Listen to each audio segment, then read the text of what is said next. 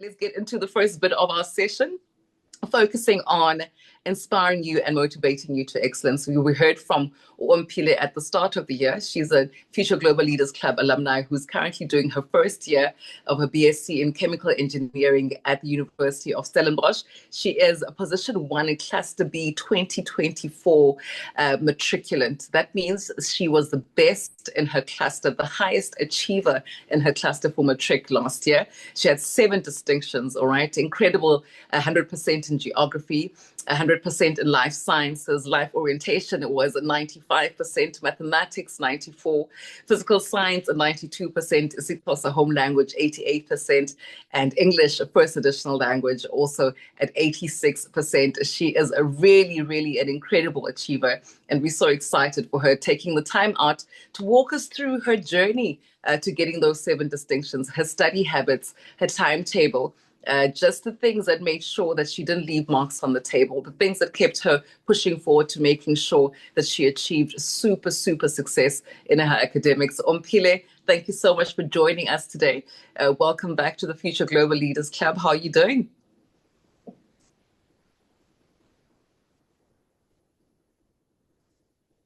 Hi, thank you so much. Yay! There she is. Omphile, you have lots and lots of your peers that are looking forward to hearing from you. I'm going to hand over the floor to you, and then we can have a bit of a question and answer session afterwards. FGLers, if you have questions for Omphile, you can just write them in the chat box, and we'll get to those questions just after she's done her chat with you. Omphile, over to you, sis. Okay, thank you so much. Hello, FGLers. Hello to the team. I think let's start at the presentation. So as you heard, guys, that I got 7 distinctions in matric. I got 200%. So I believe that for the ones that didn't get 100%, so you can fit in with these tips that I'm about to give you from the experience. So I wanted to give you guys a background of like where everything started, why I think being a top learner is cool. So I went to a Catholic primary school and it didn't really have any sports. So academics like, were the only way, we're single-handedly carrying the school basically. So if you wanted to be a class rep, a head girl, or anything, you had to pass only. There's no way else that you could prove yourself. So I was very competitive, but for some reason in lower grades, I couldn't be the top. So I only became a top achiever in grade 6 after 6 years. At that point, I was like, I didn't really care anymore. I think I had put so much, I don't know, value on the award that when I got it, I was like, oh, it's just this. So from then I stopped having like a toxic relationship with academics and I started looking at them as like a fun game. You don't need to kill yourself. It's really just an award at the end of the day. I mean, it's not just an award, but you don't have to now be hard on yourself. So that really taught me that a lot. But then after grade 6 and grade 7, I didn't get any award after being the top achiever in grade 6 because the 9 subjects are just too much for me. Technology, it just wouldn't let me shine. Then after grade 7, I went to high school, and then in grade 8 and 9, I met. So there were 4 of us. We were friends, and we decided to start a study group. But grade 8 was short-lived because of COVID, so it was only like term 1. And then when we returned, we wouldn't go to school as much. So that low key died. But then in grade 9, we tried to resuscitate the study group and we would meet every Friday. So like every day of the week we would study like at our respective homes. And then every Friday we would revise. So we would like Sundays we would distribute work. But okay, this week we're doing these topics and like these subjects. And then during the week, like each of us would work like at our respective homes, and then Friday we would do like a recap and revision. It really helped, but it didn't last for long. It stopped at some point.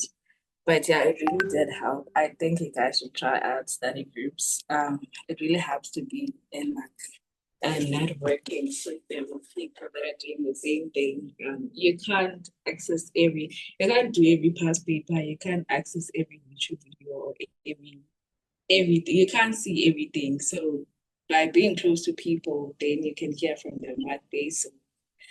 And then after that, the study group, okay, it died down after grade 9, and then in grade 10, I was mid-ish. Yeah, I remember in term 1, I didn't get any distinction. And then in term 2, I only got 2 distinctions. Term 3, I got 5. Term 4, I got 4. So grade 10 was a bit of mid-ish. Then grade 11, oh, I almost died in grade 11 because wow. So grade 11 was so challenging for me. So in term 1, I did well. I can't remember how many distinctions I got, but I know I did well. I was a top achiever, but not so much. Like 80s, like low 80s. And I was not satisfied. And the thing that frustrated me the most in grade 11 is that like not much is invested to grade 11. Not much time and effort is invested to grade 11 by teachers. There's no gen, there isn't even that much past papers for grade 11. So I would study until I exhaust the resources, but still not do well. So that was so frustrating. But yeah, I made it through. In English, so literature, I started being serious in grade 11. And I didn't know nothing about that book. Like I was winging it. So yeah, grade 11 was hectic for me. But when I got to matric, I just took it like a crunch and okay, now I have all the resources and so much things are being invested in me. Let's just make it up, let's just keep on elevating. So I made it like a fun thing where I would like set up a challenge for myself, like marks that I think I can't even obtain. So I'd set up that challenge and see how far that goes. So yeah, metric I took it as like a fun thing. Next slide.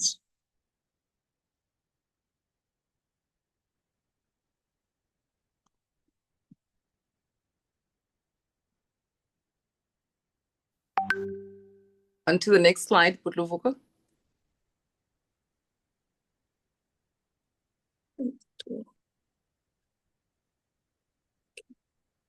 Okay, so for my metric results, so in grade geography and life sciences, I got 100% if you guys read. But it was quite shocking that I got 100% in geo because in grade 11, I didn't have the best of experiences with geo. I wanted to drop it. I felt like it wasn't for me. So then in matric, so I wanted to drop it, but then I only went in January 2024 and they were like, you're late because for grade 12, you have to change before December of the previous year. So they're like, you're late. And I was like, I have to continue with this thing. Like, I hated it so much. But I mean, at that point, there's nothing I could have done. So I had to change my attitude towards it. I had to be like, I can't have this thing in my statement. So then I watched YouTube videos from Geography with Dave. And so basically, his videos are so long, like 2 hours. I can't sit for that long and watch him. So I advise you guys to use like this option that says playback speed, and then you can speed up the video and turn on subtitles. You'll still hear and you'll get used to it. So it helped me a lot because I wouldn't have finished those videos. So I'd advise you guys to turn on subtitles and speed up videos that are too long for you to sit through. And then another thing with Geo is that it's so much, like it's too much. Like you can't learn everything from the textbook. Unfortunately, it just is so time consuming. So what I would do for Geo is I watch videos from Geography with Dave. So I download the exam guideline first, and then I know which topic I'm doing and which subtopics are we covering. And you must make sure that the exam guideline is the one being used this year. So you must double check with your teacher which one are we using this year and then download that one.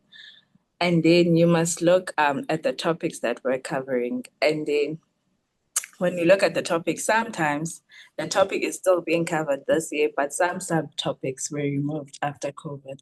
So you must really look closely. We're not trying to waste time spending time on topics that are discontinued.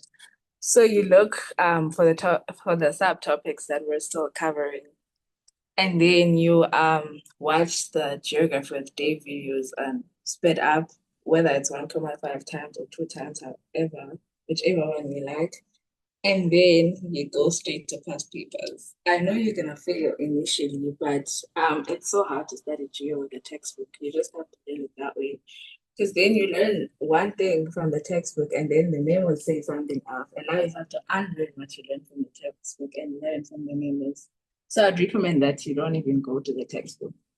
And then when you write, when you do these past papers, you have to look at the memo.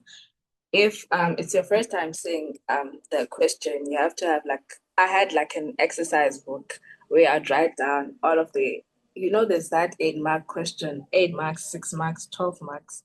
Last question, you write down notes every question that you see for the first time, you go and write it in that exercise book.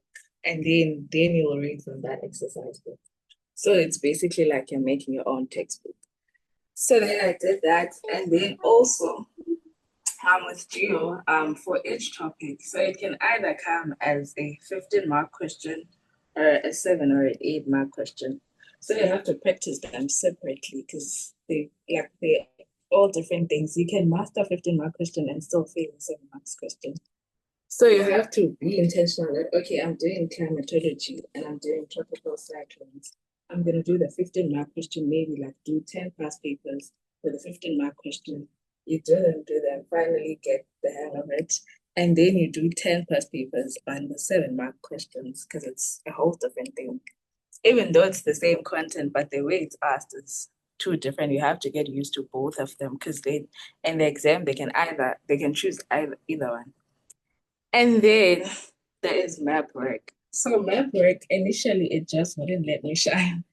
So I think you stop it stops they stop allocating time for map work in grade 10, and then from grade 11 onwards you just do the same thing. So they lack incorporating the topics as well. So maybe we'll ask a climatology question in map work or a geomorphology question in Matric. So what I did was memorize the questions. It's just 30 marks. There's only so much they can ask. Just go through as much past papers as possible, then you'll know every possible thing that they can ask. Because I couldn't understand it. It just didn't make sense. So I just went through the past papers. Every time when I was about to write a test, maybe do 12 past papers on Matric. And believe it or not, they're gonna come out because it's just 80 marks. There's only so much that they can ask. And then and also with climatology, there are extracts. So they can write an extract and be like cyclone Eloy in Mozambique, what, and then they ask questions based on that. I used to fail them. I couldn't quote anything. The questions just didn't link with the extracts. But again with them, you just read and not forget, but try to focus your knowledge on the extract. Don't write everything that you know. Answer what they're asking and answer what they're asking based on the extract. So that's how I mastered the extract. I try not to bring other knowledge that I know beyond what is being said on the extract. And yeah, guys, geo is that. So you every time. So what I do with geo. So I studied it during holidays for the most part because it was the most annoying one. So I had to study it during a time where I'm calm. There isn't much going on in my life. So what I'll do is, so let's say today is the last day of term 1 exam, for example. Then you look at the exam guideline and you're like, oh, okay, this is the topic that we're covering in term 2, because usually it's one topic per term. So this is chapter. It's one chapter per term. So this is the chapter we're covering in term 2, right? I have 15 days of holiday. yes, I am going to be going to school because it's Matric, but I won't have any homework or any serious assessments. It's holidays at the end of the day. So I have these many hours after school. So what I would do is I would start with the topics that seem the least interesting because it's the holidays, it's more chilled. I can like try to fall in love with it, like the house playing out better basically. I like studying during the rush of like going to school every day and having other assessments and other things to keep up with. So I'd like look at the subtopics of the one chapter that we're doing. So let's say it's economic geography and then look at them and maybe if the one that looks maybe shaky is trade and what I can't remember them.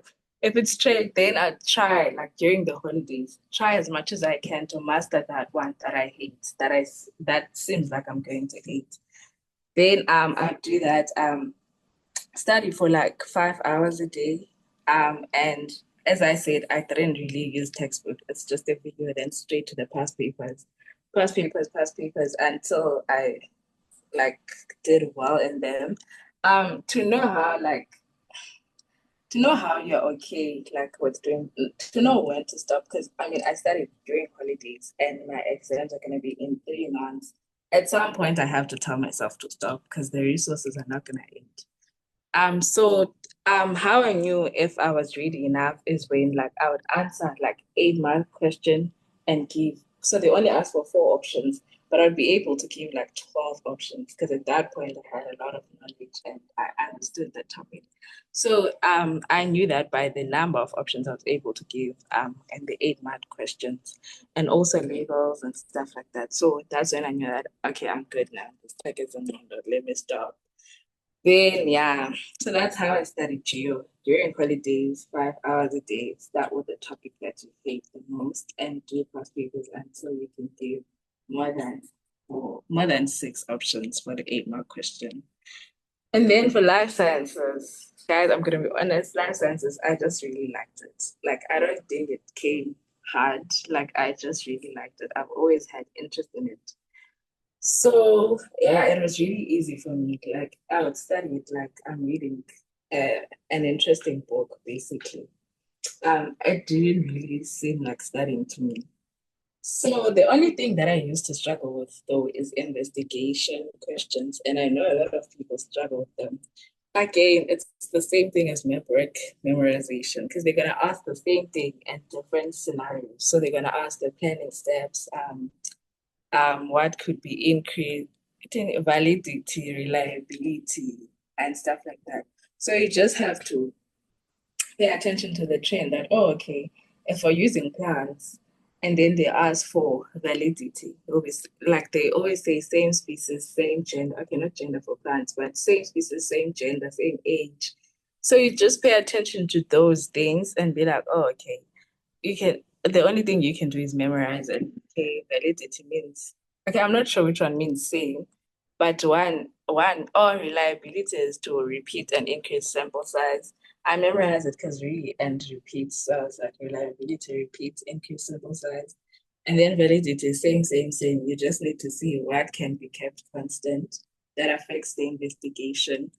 So yeah, I memorized them basically. I just observed that there's a trend and then I memorized them.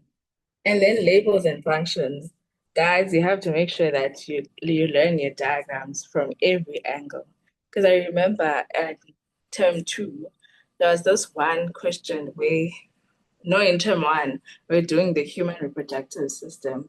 And I was used to the male reproductive system being like being shown to this like being shown sideways, but then they showed it like I don't know how to put it, but they showed the front view instead of the side view. And I messed up labels because of that. So you have to make sure that you know your diagrams from each and every angle. And you have to pay attention to the question. If they said label and say the function, then you do that. If they said say the function, then do that. If they said label, then do that. Don't show them that you know too much. Yeah, so that's what I did. And for life sciences, I usually studied it at school because it was, as I said, it came naturally to me. I could study it in the noise. I could study it anyway. I was just like having a good time with it. But I would recommend that if you know you don't like it, you can just change it with what I did with Geo and then look at the topics during the holidays and do it then if you know that you hate it so much. But I think a lot of people enjoy it, but if you don't, then you can do what I did with Geo. And then the hours I've spent in life sciences, I don't think I even kept track the way I was enjoying it. And then how I knew if I'm good enough, if I like, if I can, if I've mastered the if how I knew when to stop. I tried like so I had a whiteboard because most life science topics have diagrams. So like if I feel like I know enough, I'll draw the diagram there and label and write everything I know about every single part. If maybe I'm doing the eye and then I'm labeling the lens and I know what the lens does during accommodation and what it does during okay, I forgot the processes, but yeah, like write the label, the function, what processes it's involved in, its functions and the processes. So that's how I knew that okay, now I know this thing very well. You can ask me anything, I know it. So that's how I knew when to stop. And then also it's very important to link the information when you're learning life sciences. So they'll teach you one thing and then ask questions relating to things. So you have to link that, oh, okay. So when you learn something, you have to recall that, oh, we also learned the same thing in this same sort of process. Yeah, I don't know how to put it correctly, but yeah, because they like asking differences. During this translation and transcription, when you learn them, don't just memorize the processes. You must also learn that, oh, okay, this is the difference. Transcription, go to the calendar, translation, go to the calendar. So that when they ask you those questions, you're prepared. Next slide. So for maths and physics, I don't wanna lie, guys. Physics was not my bestie. I think I did well in physics because I did well in maths. That's the only thing that helped me because mostly it's maths because it's applied maths at the end of the day. So I remember in term one, because I didn't perform well in physics grade 11. I remember in term one, I was like, you know what? Physics, me and not performing well in physics is ending this term.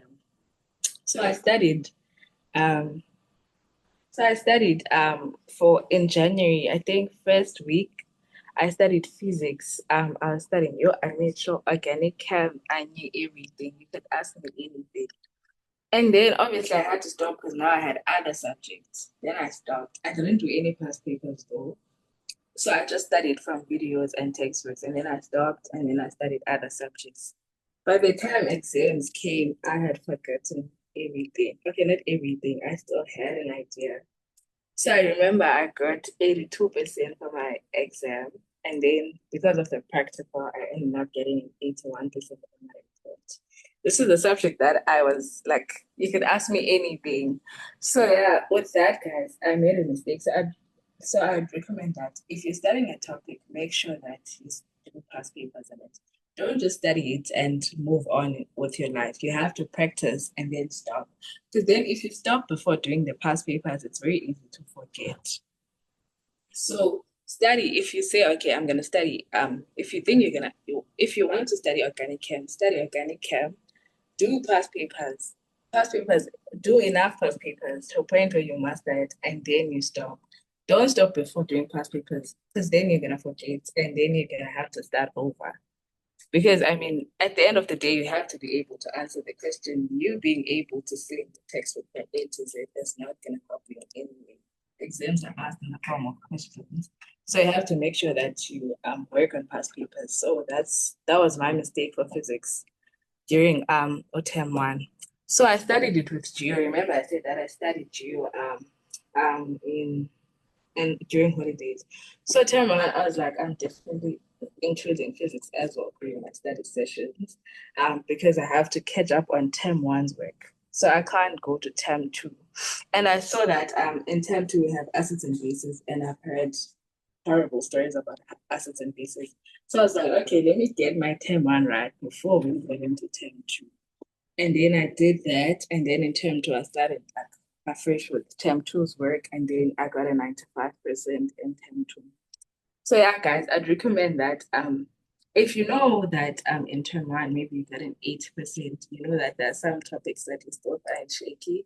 I know it's very exciting to jump into a new term, but I'd recommend that you start to make sure that you have mastered the topics from the previous term. Because in Matric, like every term, the topics from the previous term are going to be assessed again. So you have to make sure that you master them. And yeah, so the topics that you study in term one, you're gonna write every term you write, they're gonna be there. So it's pointless for you to jump into term two topics without knowing topics from term one. Like go back to them now during holidays because you still remember the content, at least you just came from term one. Don't jump to term two topics and then before you write, you now go back to term one and you've forgotten. Don't do that to yourself. Now, like right after term one, study term two topics. It's not late. I know the holidays are low-key over, but it's not late. You can still go back to term one topics. And just make sure that you pay attention in class because obviously in class they're in term two work now.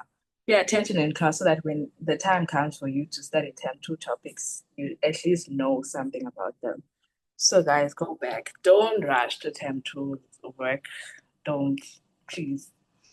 And then your momentum was, your, and momentum is such a small topic. I think it has like 17 marks out of 150.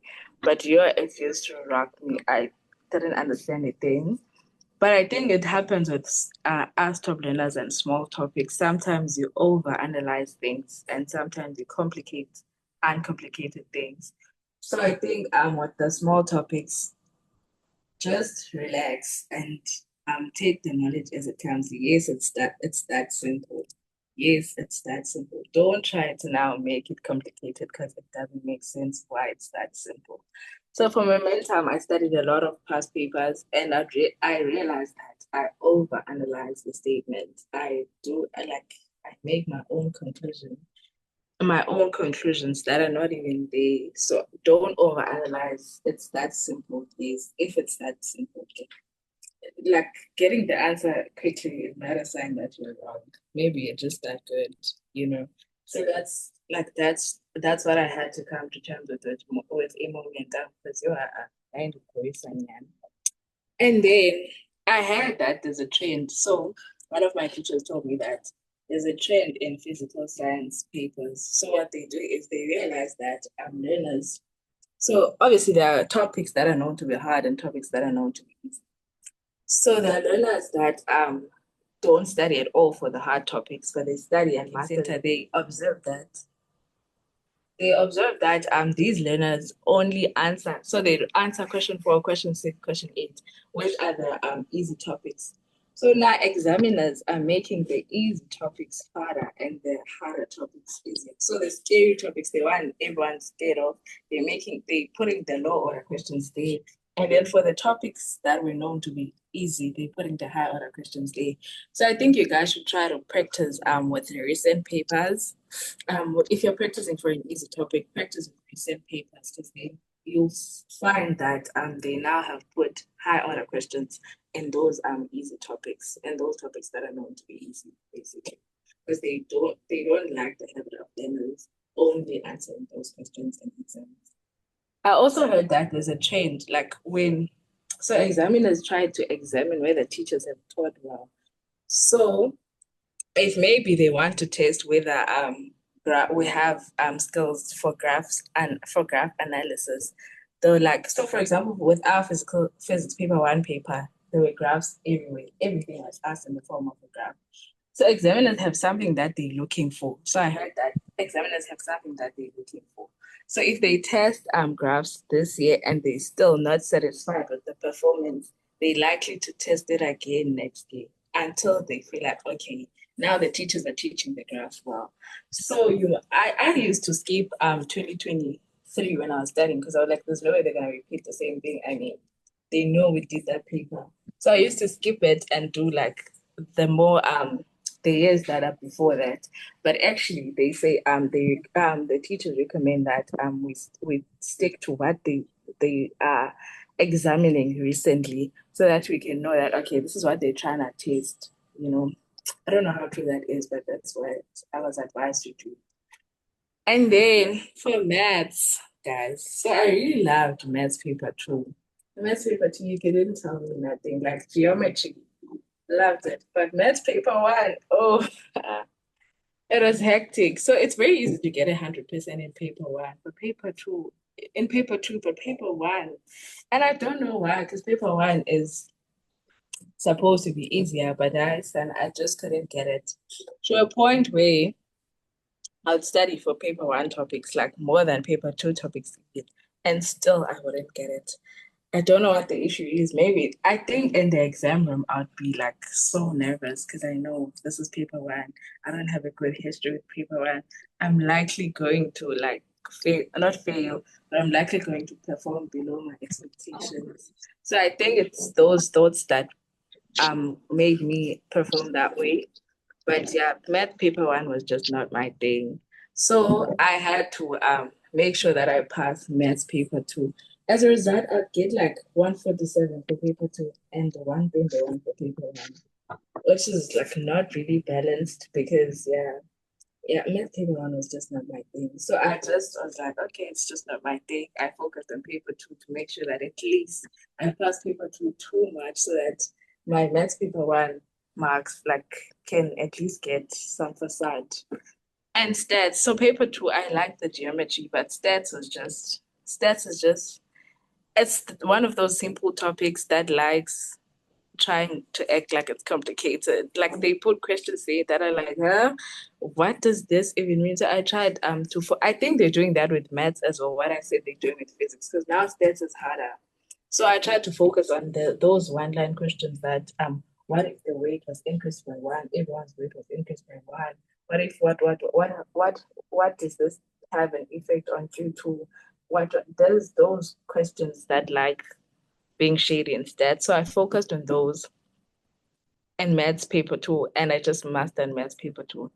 Maths paper one till this day, I don't master it. Okay, I know calculus now, but so yeah, I think that if you have observed that this thing is happening, oh God, where you keep on failing, I think you must make a plan at some point. I just made a plan. I was like, okay, I'm just gonna focus on my paper two, make sure that I ace it to a point where my paper one marks don't like affect my report as much. I don't think it's the best way to go about it. I mean, the best way to go about it was to would be to learn paper one until you master it as well. But at some point, I had to give up Shane. And then in geometry. So, and as much as I say now, I love paper two, but in grade nine, oh, I have trauma from Euclidean geometry, grade nine Euclidean geometry, because it was during COVID and I didn't understand anything. Like, yo, and also we're told that for alternate angles, it's Z. But then when you look at some, it's not really Z. I didn't really understand the science behind it. So I would always look for Z, like it had to be the extra letter. But now I know it's not gonna be a perfect Z. But that was just to show you how it is. But yeah, so I had to change my attitude towards Euclidean geometry because it's there in grade 11, it's there in grade 12. So now, I had to master it. So yeah, I think it's important that you change your attitude, when, especially now that it's a new grade. Topics tend to be better as you get older. So don't be like, oh, this thing made my grade nine miserable.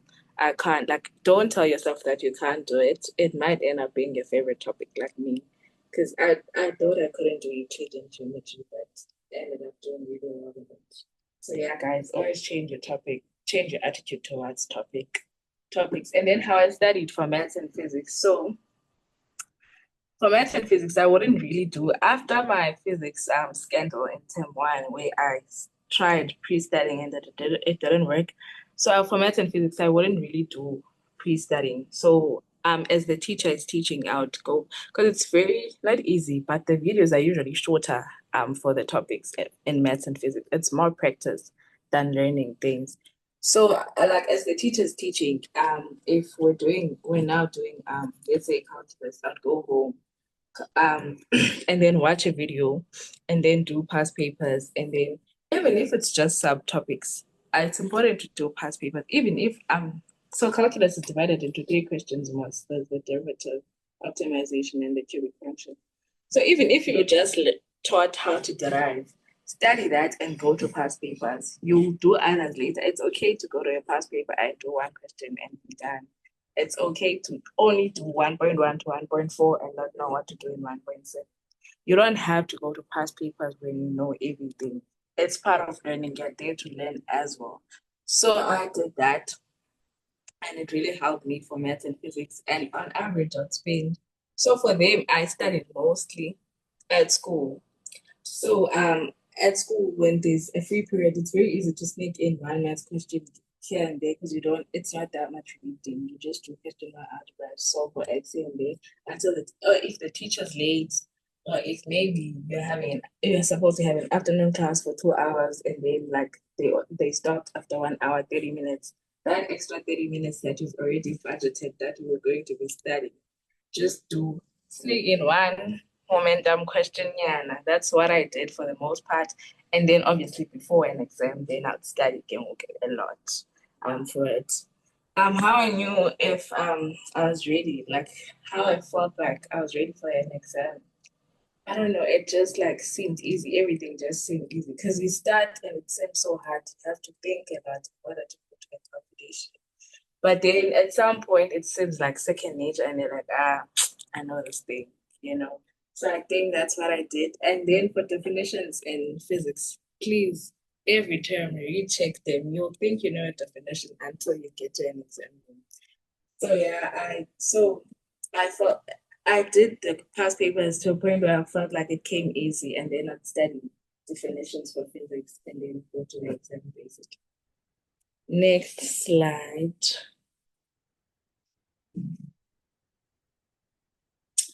So guys, in addition to these things that I just said that I would do, I had certain habits that I didn't want, like certain habits that I avoided and certain habits that I adopted basically. So these are the habits that I think you guys should drop. So the first one is not wanting to be seen studying because it's cool. Guys, I know this sounds childish, but people do it. Like there are a lot of people where they'll be in a place where you have 2 hours to study because there's everyone there. You don't want to be seen studying because then it's gonna seem like you have self-doubt or you're weak. You want that thing of I didn't study but I passed. So you want that hype. But I mean, what if you don't actually pass? You won't even get it. So please, guys, study. It's not about the people that are watching. You know what? How much this means to you. Study. No matter who's watching, whether your girlfriend or what, just study. Whether your crush is watching, you study. I know that it's like you seem weak, and then people have that genius stigma. But yo, fundela pandle genius. But yeah, guys, really, it's just comments. Yeah, they're not gonna get you that far. Don't mind them. And then starting next term's work before writing this term's assessment. Guys, so people have this habit of if maybe we're doing physics and then like you finish the syllabus, you do pre-studying and then you finish the syllabus. Maybe it's still 2 weeks before you write the exam. Don't start next term. Don't start next term. Like don't study this term's work, practice past papers, go to IEB even, but don't start next term because then yeah, it just causes a lot of confusion to you, and you'll now master next term's work before writing this term. And then when you write, you don't even get 100%. So it's like, why were you jumping to the next term if you don't even know everything this term? So guys, if you feel like you know everything, I know sometimes you tend to feel like there isn't like I've studied everything, I know everything, they can ask me anything. But if you still have time and you're ahead even with other subjects, then maybe go to IEB. I don't know. Just study the topic as much as you can. Try to do supplementary exams. Try to do challenging questions. You can even ask friends because I used to do that. Like, if I feel like I'm done with the topic, but there's still time, just ask friends because you know people are studying during that time and be like, if you feel a challenging question, send it to me. Even if you were able to do it, just send it to me. I want the challenging questions now. And then you'll be shocked to find out that there are still a lot of past papers that you haven't even done. So don't rush to next term. You're gonna have enough time next term. There's a reason why that 3 months is allocated to next term. You're gonna have enough time to study those topics. Don't rush. I mean, after writing the test, then you can do whatever you want. But don't rush to next term's work when you haven't even written the test for this term's work. It's just confusing. And then don't, I mean, I know that this one, pretending to not know stuff and people ask you to help. I know that sometimes people can ask too much that you have to compromise your own time and you're also studying. But don't act like you don't know. Like, don't. At least try to help. If you can't, if you really can't, then refer them to a video or refer them to someone else. Maybe refer them to a teacher and be like, okay, you're asking about algebra. You know, this really helped me when I was studying algebra. This text really helped me. This and that. Don't now act like you don't know when you all know you know. And then not wanting to ask questions. So people have this thing of not wanting to ask questions. I don't know why you sit with a question and I don't know if it's scared of the teacher or it's being shy.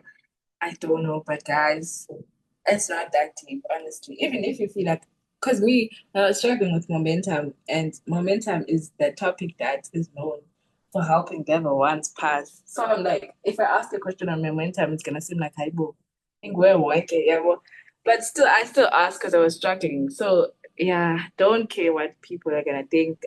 Just ask the question. You're gonna win at the end of the day. You, like it doesn't affect you what they think of you. And then also, guys, I know that the one that I said like not reviewing your papers when you didn't know when you didn't perform to your expectation. I know that sometimes when you get a low mark, you want nothing to do with that paper, but it's important to go back and look. So I did that every term and every paper. Go back and look. As I said, you have to make sure you know this term's work before moving to next term's work. So go back and look. I got a 95. Where did I miss this 5%? Maybe you can see that it's something that you've been doing repeatedly and you didn't even know it was wrong because you don't review your papers. You might have been having a misconception. You can even have like a meeting issue with your teacher and be like, why is this wrong? Because most things that we get wrong, we believe to be right. So you have to know why and then unlearn that thing and learn what is correct. It's very important to review papers and go back to the memo. I know the memo is released and then you look at it to calculate how many marks you got, but go back to it to actually look at the answers now for the marks you didn't get, especially multiple choice questions because they tend to be tricky. So if you chose an option and it was actually another option, then you can ask, Mana, why was it this option not the one? What, yeah, well, stuff like that. You have to review your paper, guys, and know so that next term you can know better. We can't be making the same mistake that we've been making last term, this term. And then pulling an unproductive all-nighter. And why is it all-nightery? Why not it supposed to be all-nighter? But guys, people have this thing where if you stay up all night in front of books, then you think you're studying. If it's unproductive, you might as well sleep. Like, don't sit there in front of books because now you're not guilty that you're sleeping, and then you feel like you're studying. If you're actually not learning anything, rather sleep. Your body needs that sleep. Don't waste your sleep on nothing. A lot of people like you take a picture, you post the books, and then you sit there with them. You don't study anything. Just you might as well just go to sleep. That's better than what you're doing there. So yeah, guys, if you're about to pull an all-nighter, because I pulled a lot of all-nighters, plan it ahead that okay, this is what I'm gonna do. But at some point, if you can see that it's not going anywhere, instead you're wasting your time, then sleep. It's okay to sleep. It's just one night. You'll try again tomorrow. Honestly, it's not that deep. And then social media, guys, TikTok, you need to be spending 0 minutes on TikTok because TikTok is so time consuming. Like you can spend hours on TikTok and you wouldn't even realize it. I mean, yes, it's fun to go laugh there here and there, but I think find a different hobby than TikTok. TikTok is so time consuming and slowly but surely. I mean, at first you'll be guilty that, oh, I just spent an hour on TikTok, and then you'll be guilty. And then you end up getting used to it and you end up being okay with it. Like you start being you're guilty until you stop. You get used to that. Okay, I'm watching TikTok now. Yeah, just stay away from TikTok. But I know there are really cool teachers on TikTok. If you know you're that disciplined, you're gonna go there for that teacher alone, then maybe you can have it.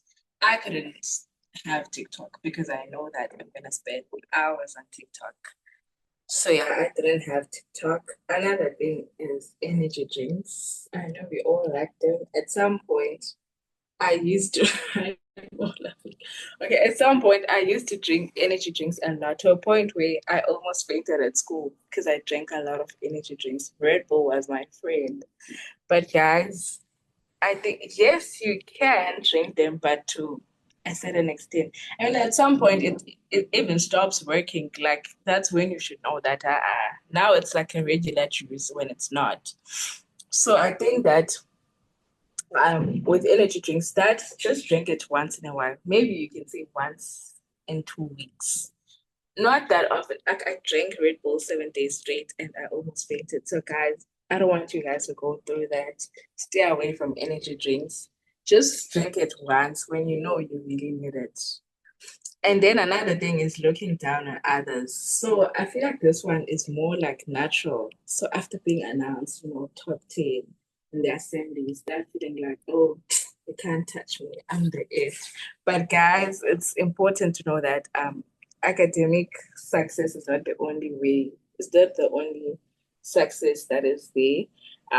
It doesn't mean that because you're better than people academically, you're better than them holistically. Like there's so much more out there. I mean, school is only like, I don't know, 16 years, and maybe you die at 60. There's a whole life outside of school. So you can't really be classist and be like, because you're better at school, it seems like you're better than someone else.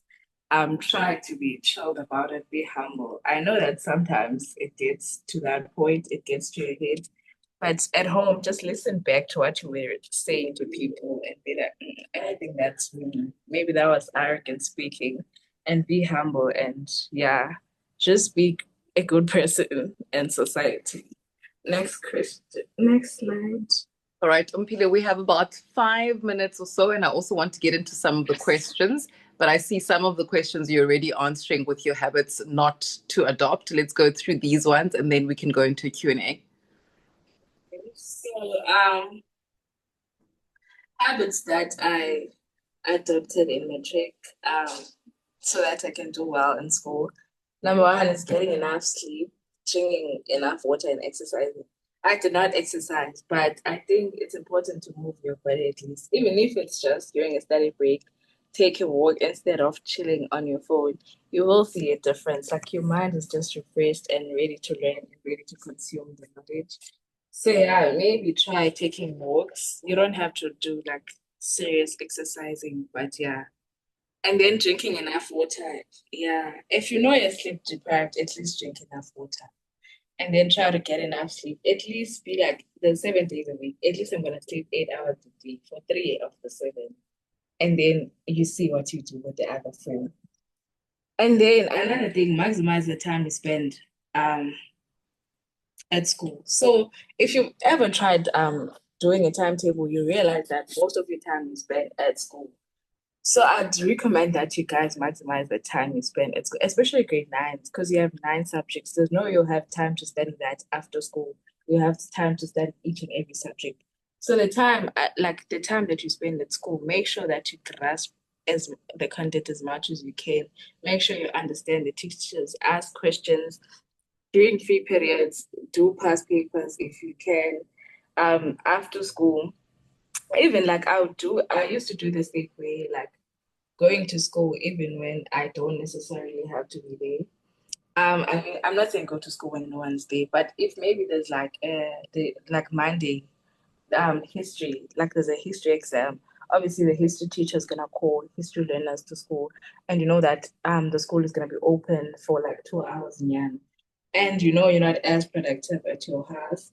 So I would go to school for that 2 hours because I know I'm not as productive at home. I mean, there's my bed, there's a fridge, there are a lot of temptations. But at school, I know that I'm there to study. I can't go to school like to waste my time. So if I know that there's a 2 hour revision session for history, then I'd go to school and spend those 2 hours. And I don't know the psychological definition behind it, but when I was at school, I'd focus more because my brain has been programmed that this is a place where I study. So then I would study there for those 2 hours. Obviously, if you can, if you know it's safe enough, you have means to go to school on days where you don't necessarily have to go, then do it. But obviously, if you can't, then don't.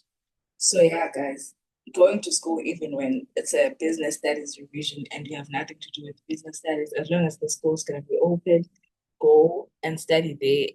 I promise you that if you spend 3 hours studying at school, it's more productive than 3 hours studying at home. And then another thing, I downloaded exam guidelines and ATPs. I already touched on this. And then I also looked at mark breakdowns. So it's very important to look at mark breakdowns. The most recommended things, like when you get to the exam room, is to start with the topic that you're most confident in. So before you study, look at the topic that has the most marks and make sure that's the topic you're confident in. So if you know that evolution has 52 marks and evolution is the one you're confident in, and then when you get to the exam, when you start with evolution, you've already scored like around about 52 marks, you know. So I think you should make sure that the mark that has the most weight, the topic that has the most weight is the topic you're mostly confident in. That's what I tried to do as much as I could. For the topics that have less marks, I mean, if you're struggling at a topic that has 10 marks, what is there to lose? You're still going to get about 90%. So make sure that you master the topics that have the most marks. And then pay attention to low-hanging fruits. There are a lot of things that we tend to overlook, like those 1 mark questions, those questions that ask obvious things. Don't skip questions when you're doing past papers because those questions are still going to come up in the exam. I mean, if you look at the cognitive level thing, the breakdown, high order questions have the least percentage. So if you master high order questions, but you haven't mastered the low order question, then you might not do as well as you would have wanted to. So I'd recommend mastering low order questions. Yes, it is important to master high order questions, but make sure that you lock it in there by the low order questions. And then, as I said, network, especially with people from different schools. There's like a platforms like these FGL, because it's like you will get a lot of information from different schools that, oh, okay, this is what sometimes some teachers like from different schools, they'll tell them that we have this assessment even before your teacher tells you. So already you know from a friend from that school that, okay, we're going to be writing in weeks time. And then you pray, okay, that's for grade 12 only, because for grade 9 every school is doing their own thing. But for grade 12, since everything is like the same, you know that there's a formal test coming even before your teacher tells you. Then by the time your teacher tells you, you're more than prepared for that assessment. So it helps to network with people from different schools. And then studying the right way over studying for a long time. Guys, people spend hours studying, and it's not effective. So rather spend 1 hour studying and that 1 hour is productive, that 1 hour made a difference in your knowledge, other than spending 10 hours and nothing. So make sure that when you study, you make the most of the minutes and the hours that you spend studying, because you don't really have that much time. So it's not about the time you spend studying, it's about what you're studying and how you're studying. And then perioding over knowing the whole textbook off by heart. Guys, if you're in grade 9 and you have 9 subjects, it's impossible for you to be ahead in all of those subjects. So instead, what you can do is on Sunday, because we have the ATP and the exam guidelines, you'll see that, okay, this week we're doing these topics. So this is what I used to do. We're doing these topics for in these subjects. And then you go through maybe a textbook and then you read it up. You're not studying, you're just reading it up. So that by the time the teacher teaches it, you're not hearing it for the first time. And like you're now curious to hear. And then you're most likely to learn it a lot better that way, instead of being under pressure to know everything before the teacher teaches it. You don't have to master it before the teacher teaches it, but at least have an idea of what's going on so that you can be more curious and understand it better. And then another thing, make your study sessions fun. Like if your study sessions are dull, obviously you're not gonna want to study. But if you know that you have like a cool piano playlist, you have snacks, and you have your highlighters for your study session, then it's something to look forward to. Then you're likely not to procrastinate. You are most likely not not to procrastinate in that situation. So make them fun, make them interesting so that you will want to do them. And then make sure, as I said, make sure you never lose momentum before practicing past papers. Make sure, guys, like before, if you stop studying a topic before losing past papers, just know you haven't studied that topic because you won't know anything, basically. And then, as I said, try to go to school as much as you can, even in days where you don't necessarily have to. And then another thing, take LO and languages seriously. So yes, LO doesn't contribute to your APS, but it does contribute to your average. So in order for you to be a 7-star member, you need that LO. So take it seriously. I mean, it's like you're gonna learn about stress and self-image. It's not that deep. Just take 15 minutes to read the pamphlet up. You won't even need to memorize it or like do past papers. Just by you reading it up, like you have an advantage during the exam. And then languages, guys, take literature seriously because or else you will know nothing on that it's 70 marks paper 2 because literature is where the danger is. So make sure that you know your books, you know the questions, how they're asked, and yeah, by the time you go to the paper 2 exam, because I think most people tend to struggle with languages because of paper 2. So make sure that you know those books. How I studied for them is I would make sure that during class when you're doing the analysis, I write down like if okay, this scene, there's a red car, it stands for danger, which I know I wouldn't have thought about. And then you write it down, then before your literature exam, then you go through those notes that you made in class when you were doing the analysis of the book. And then you do a few past papers. There's a lot and they're too hard. I know it's impossible to do a lot, but at least 5 before every paper 2 exam should be fine. And then, yeah, that's it. Omphile, thank you so much. Listen, I want you, as you can see in the